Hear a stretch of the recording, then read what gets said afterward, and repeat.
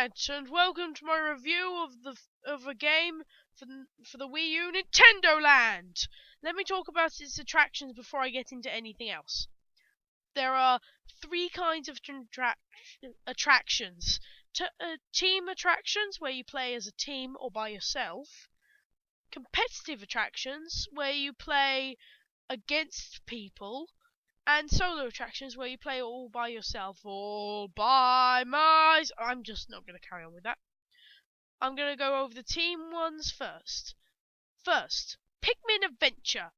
In this game, if you have the gamepad, you play as Captain Olimar. If you play as the Wii remote, you play as a big Pikmin. Now, this is my favourite of the team attractions just because of its levelling up system, and it just works so well. This was my first ever Nintendo Land game I played, so I could be a bit... how do you say? I don't know. But this game works really well. I haven't actually played as the Pikmin yet, but when I see someone do, they have fun. Now the idea is that you go around as Olimar or a Pikmin, and you just try and kill everything and get to your ship. There are different things. There are that, and there's also ones where you have to get to your ship in a time limit. Okay, next one, Metroid Blast. If you're a fan of Metroid, you should get this. If you're on the gamepad, you get a spaceship. If you are on the if you get a Wii remote, you need a nunchuck for this. You have to, with that one, you get to go on the ground. I prefer going on the ground personally with the Wii remote, but that's me. And because I just feel like the spaceship controls a bit but the idea of this is you defeat the enemies to clear a stage, or you can collect tokens with your face on. If you're playing with more than people, you have to get your tokens, and you can't get the other person's tokens. You know what I mean. Also, you could challenge people like like competitively. Yeah.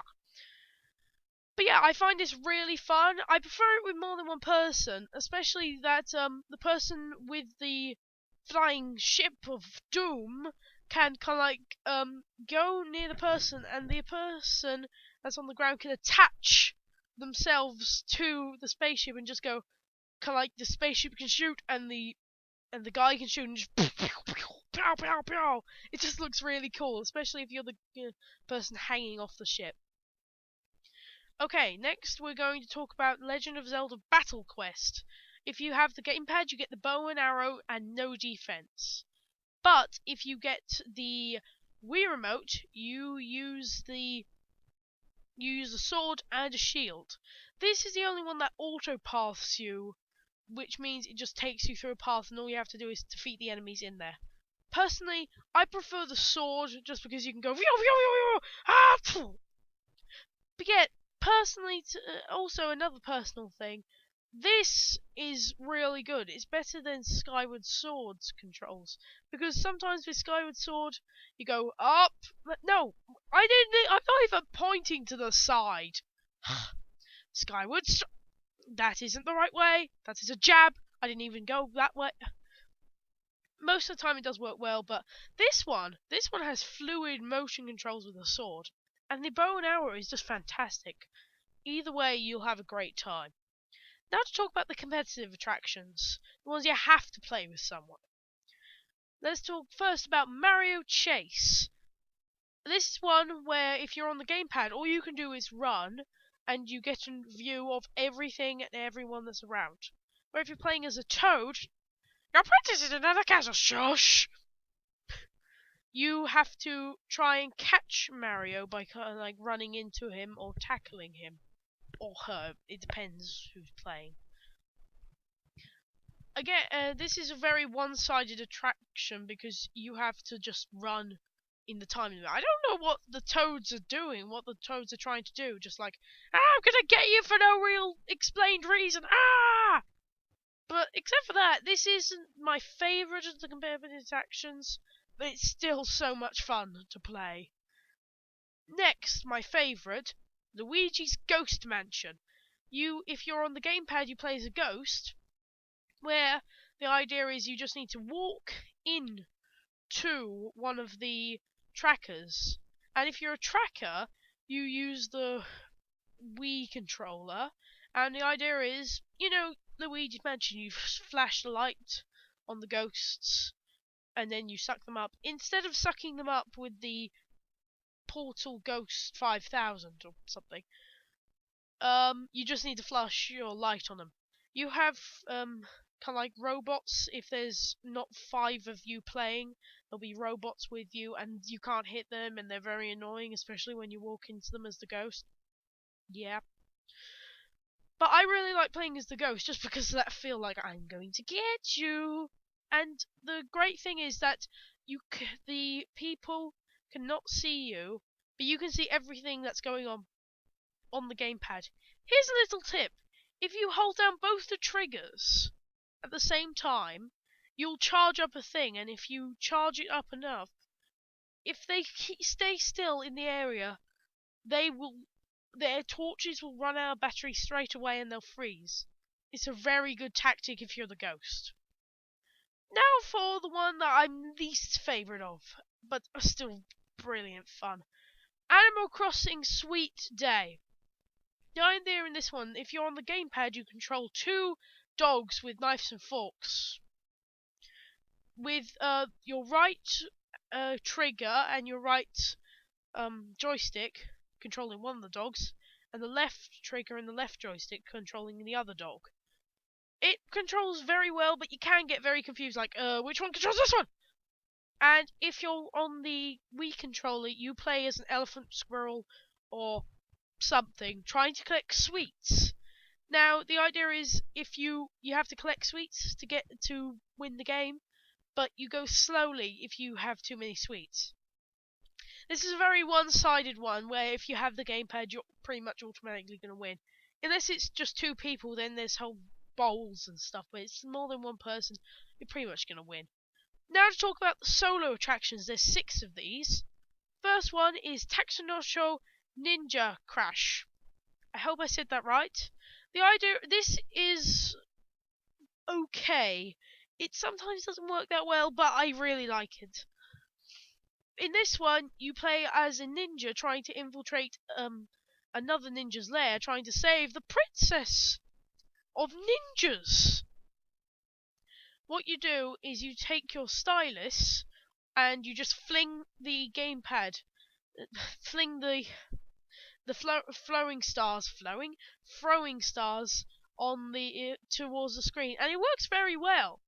The reason I don't like it is because I find it's very inaccurate, and plus my hand's not that steady, so yeah. Now for Donkey Kong's Crash Course. It's not my favourite of them all, but this one's so much fun, and it's so hard. With this one, what you need to do is you play as these 3 barrels, and the idea is you just need to rescue the princess at the end. But first you have to go through this mad course. I haven't even beaten this one yet. It's really hard. What you do is you turn the gamepad side to side like that. You also use the triggers to move platforms and joysticks to move them. It's really fun, but man, it's so hard. Especially that bit with the jumping. But okay, next one is Captain Falcon Punch Twist Race.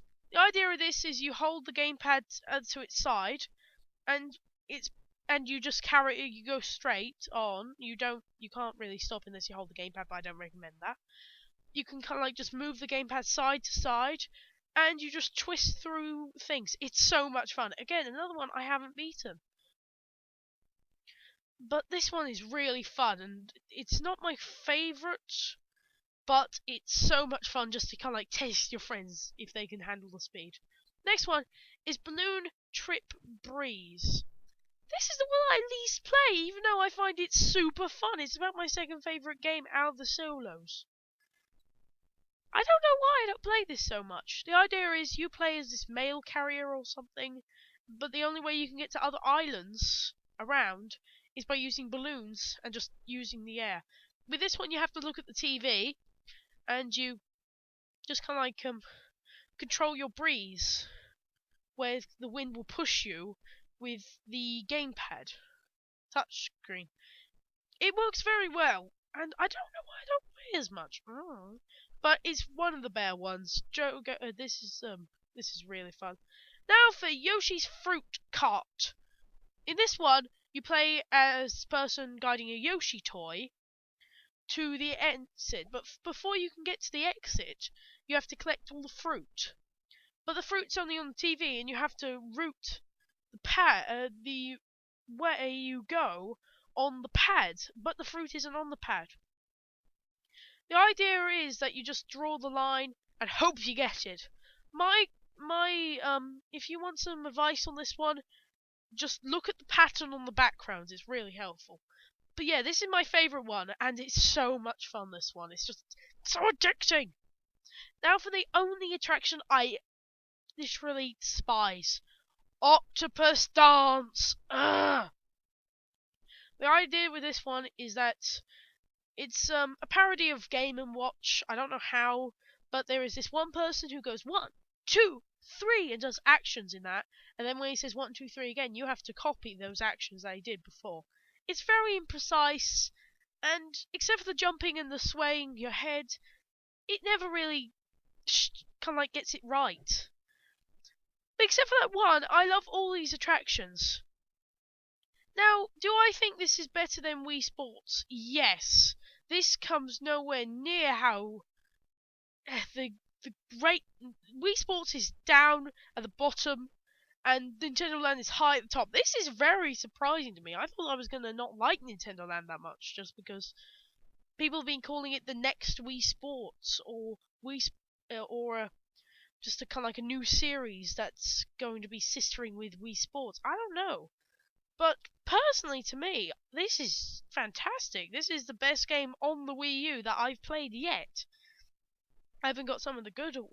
I haven't got kind of like Zombie U and Assassin's Creed yet, but out of the 2 games I got, this is fantastic. There's a hub world where you can spend your coins and they can get things just to show, just to kind of like play with, just see. You can talk to people in Miiverse. Everyone there in your plaza is from Miiverse. It's just so much greatness in all of it. There's also a train ride where you can challenge your friends to kind of like do stuff better than you. That is fantastic. So when I give this a score, remember this one is going to be very personally based because maybe someone absolutely loves Octopus Dance but hates all the other ones. Or maybe someone completely agrees with me that Yoshi's Fruit Cart's fantastic and Octopus Dance is terrible and Animal Crossing Sweet Day is okay. But no one's going to be completely agreeing on me with this one. But for me, I give Nintendo Land a 8 out of 10. This is just such a fun game. It's definitely a very surprising game. I didn't think I was going to have so much fun, but I just found it so addicting. But yeah, thanks for watching. Bye!